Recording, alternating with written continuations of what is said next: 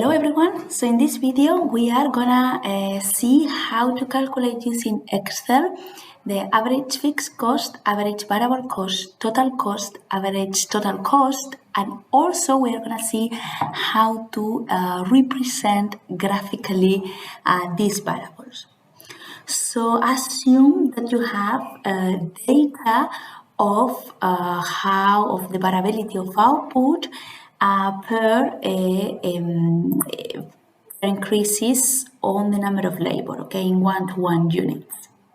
Now, we also have, in this case, because we are in the short run, we have a fixed cost, and in this case, this fixed cost corresponds to our fixed input capital, and it's going to be at the level of 50. Yes, sorry about that. That's okay now.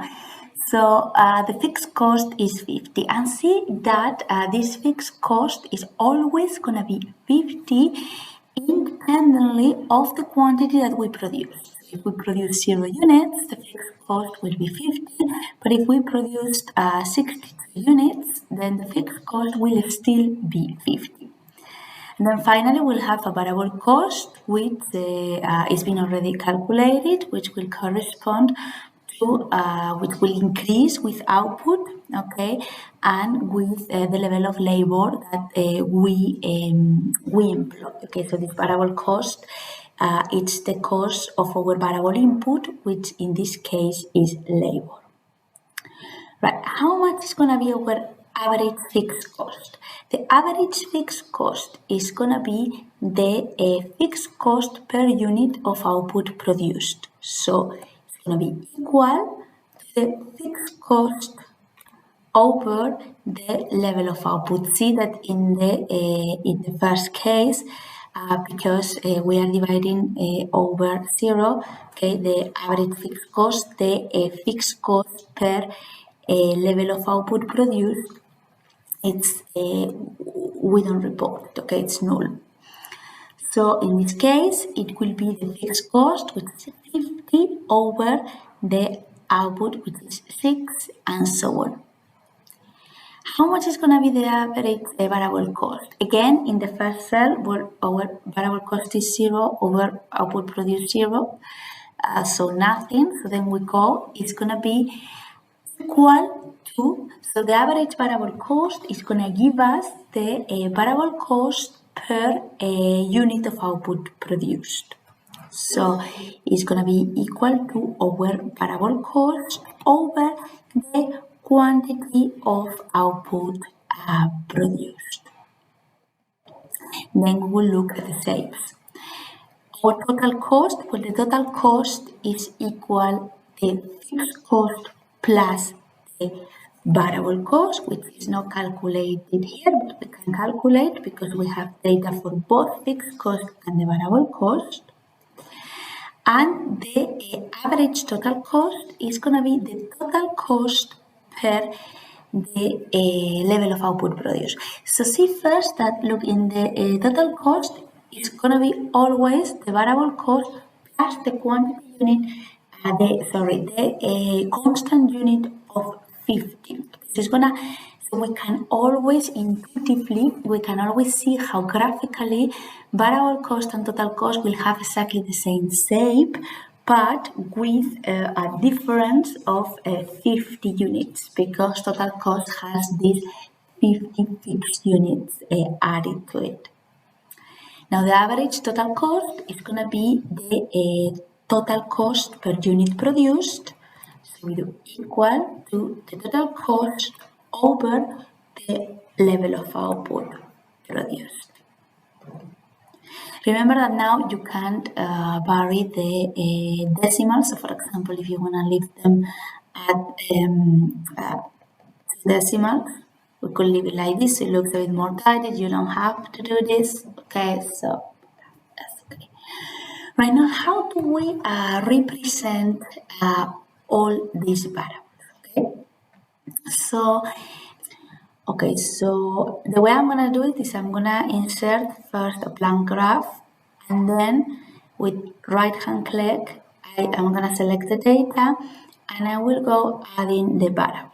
So the first one, let's do it in order. Let's represent the fixed cost. So in the series name, put fixed cost. And then in the x-axis, we are going to have output. And in the y-axis, for all of them, we will always have the cost, okay? So what is this going to be? Well, this is going to be a straight line. Let me come back to add more variables now. But what I'm going to do is to delete the title and add axis titles and also the legend, okay? So it goes adding already the name for the different lines that we are going to draw. So here we said that we have the quantity and here we have the cost. Okay, so let's right hand click again. We are going to go to select data and we are going to go adding more variables. So add, now we are going to have variable cost. And the variable cost, again, in the x-axis, we are going to have output. In the y-axis, we are going to have the variable cost. And then we press OK. And here we will have represented the variable cost, but let's go adding all the rest, yeah, and then we look at them. So here we're going to have the average fixed cost, x-axis again output,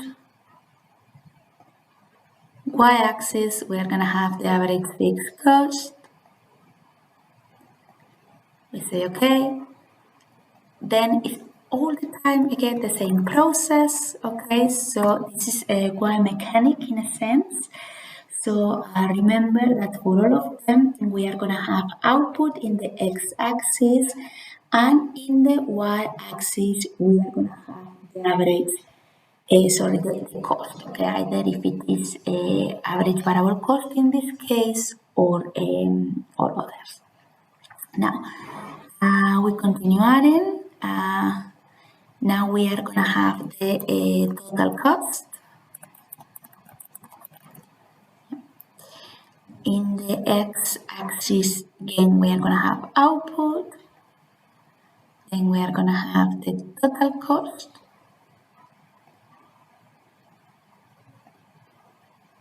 And finally, we are going to have the average total cost. And again, we are going to have output. And we are going to have the average total cost. Okay.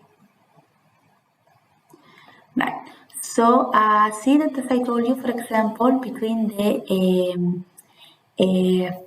total cost and the average variable cost, exactly the same with that difference of see that well, the fixed cost is going to be constant for every level of quantity, and here well, you cannot see it very well because the average fixed cost and average variable cost and average total cost are actually quite low numbers compared to the fixed cost and total cost in the same graph. You can maybe not appreciate as well, but you can see that they are declining.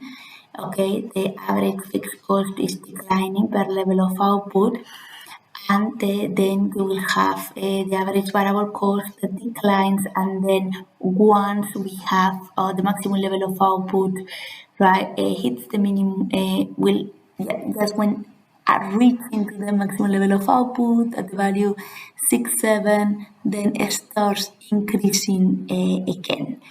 And then a similar reaction with the average total cost. Okay.